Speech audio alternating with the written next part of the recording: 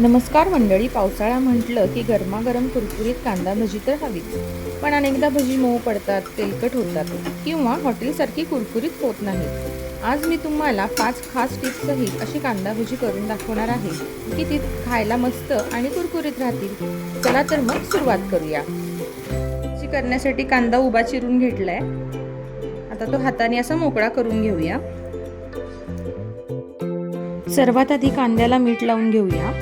त्यामुळे कांदा पाणी सोडतो आणि पीठ भिजवताना जास्त पाणी घालावे लागत नाही आणि त्यामुळे भजी कुरकुरीत होतात. कांद्याला मीठ लावलेलं आहे. आता हे एक 10 मिनिट आपण पाणी सुटण्यासाठी ठेवून देऊया.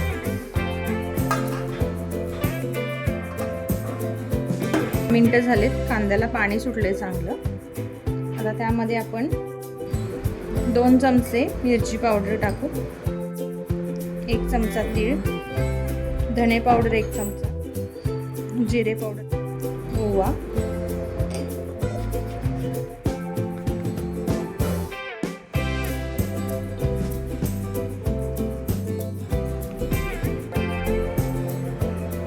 सर्व मसाले कांद्यामध्ये हाताने एकसारखे मिक्स करून घ्या. इथे हळद मी घालायला विसरली होती, ती शेवटी ॲड केली आहे. 1 वाटी बेसन, हरभऱ्याच्या डाळीचे पीठ,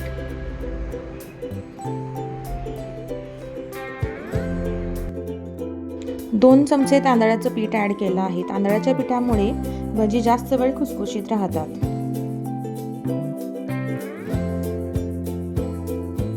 आपल्याला कांद्याच्या अंगच्या पाण्यातच मुरवायचं आहे आणि लागलं तर वरून थोडंसं पाणी घालूया.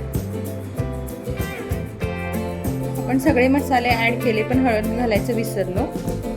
1 चमचा हळद. हळदीमुळे भाज्यांना चांगला कलर येतो. आता यामध्ये आपण थोडं पाणी घेऊया. पीठ कधीही जास्त पातळ करू नका. कांद्याला फक्त हलकासा कोट झाला पाहिजे पिठाचा, नाहीतर मग भजी तेलकट होतात. आता सगळ्यात शेवटी याच्यामध्ये खायचा सोडा 1 छोटा चमचा ॲड करू. भज्याचं पीठ भिजवून झालेलं आहे. तळून घेऊया. गॅसवरती कढई ठेवलेली आहे आणि कढईमध्ये तेल आता गरम झालेले की नाही चेक करूया. खूपच जास्त कडकडीत तेलामध्ये भजी तळायची नाहीत, नाहीतर ते काळे होतात. सुरुवातीला अगदी करपून निघतात.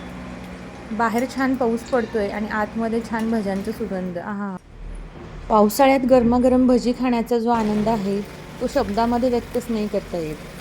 आता गरम तेलामध्ये आपण चांगले भजी तळून घेऊया.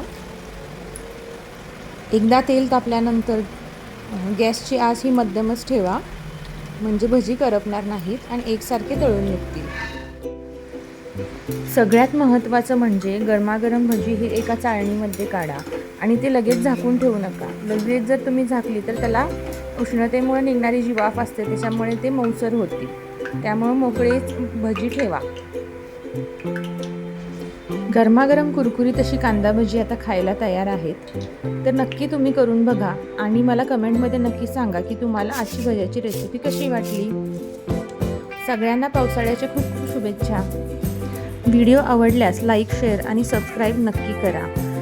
आता पुन्हा भेटूया एका नव्या रेसिपीसोबत. तोपर्यंत प्रेमाने बनवा आणि आनंदाने खा. Bye bye.